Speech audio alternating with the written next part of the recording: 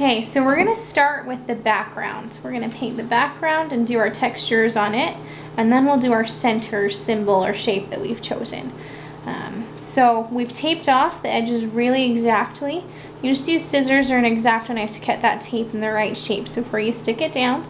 And the first step in this is to do a thin wash of color. And it's really important that you can make sure that tape's down and that you seal that edge, because when this dries it's going to be plastic and it's going to seal that edge so you don't have to worry about it from here on out.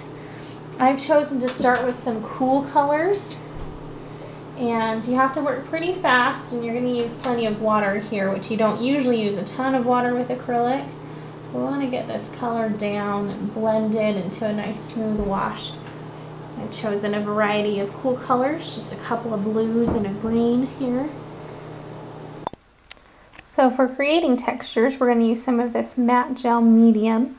We're going to mix it with our acrylic pigments, and you're just going to mix them together to give you stretch your pigment and give you some room to create some really nice texture. So you're going to use your palette knife and mix it completely together here.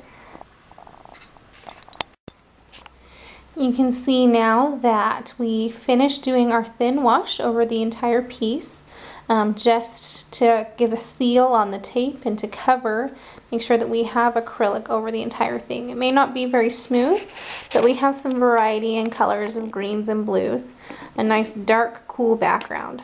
So the next layers we're going to put on, I've chosen to do some warm to go over that cool colors. And we're going to be adding some textures. So we have here our alizarin crimson that we mixed with the matte gel medium.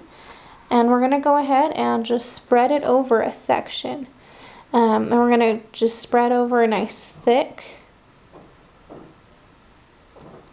chunk in various shapes and sizes as we do this.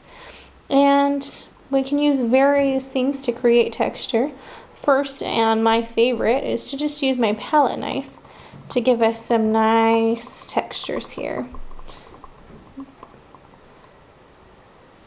So you can see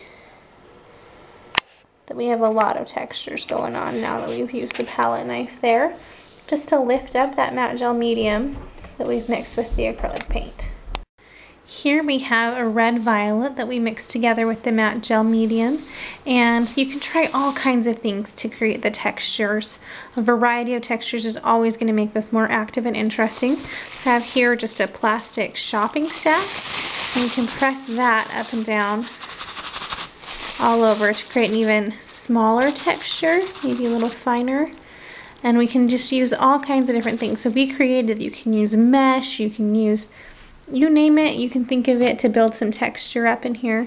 And you can go ahead and try it. So we want to create a variety to keep things active and interesting across this. That's the focus of this whole piece, is to use active textures and active surface and colors and contrast to take something simple and make it very, very interesting. So we have the entire board now covered with a variety of colors and textures.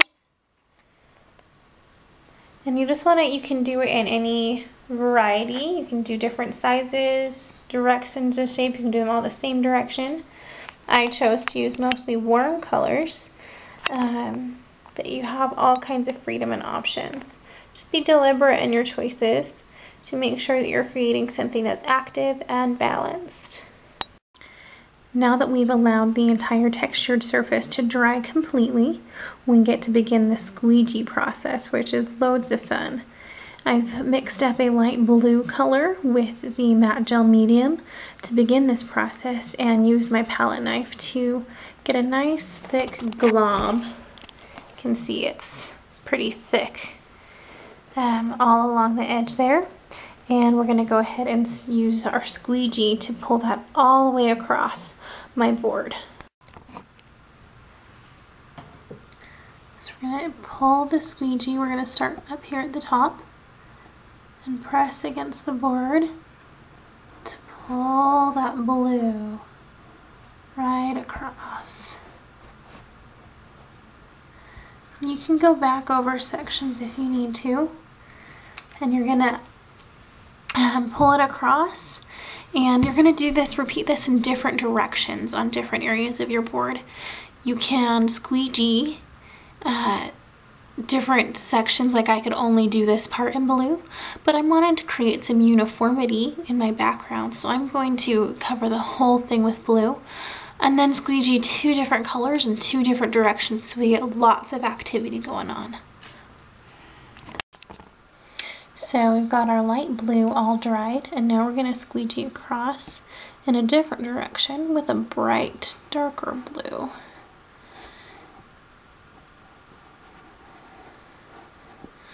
And again, I'm using this to cover the entire background, and you could do it either way. You can do it in sections, or you can create some uniformity by creating a whole area one color. We chose a star for this particular shape, and so I'm going kind of with the night sky theme in the background, but we're going to make it way more active and interesting than just painting it black or dark blue by adding these squeegee textures. So once we do the entire background with all of our squeegee techniques, we'll tape off so that we can do our shape that we've chosen for the center, which in this case is the star. And I've taped it off just like we did for the background, and again done the wash over the entire surface to make sure that we seal and get an acrylic surface on all the edges before we start our texture spots. And now we're going to start with some fun dark spots for texture. And we're just going to smooth it on. And then again, whatever we want to do for texture. My go-to is always the palette knife, but again, we're going to try several different textures so we get a good variety for an excellent active surface.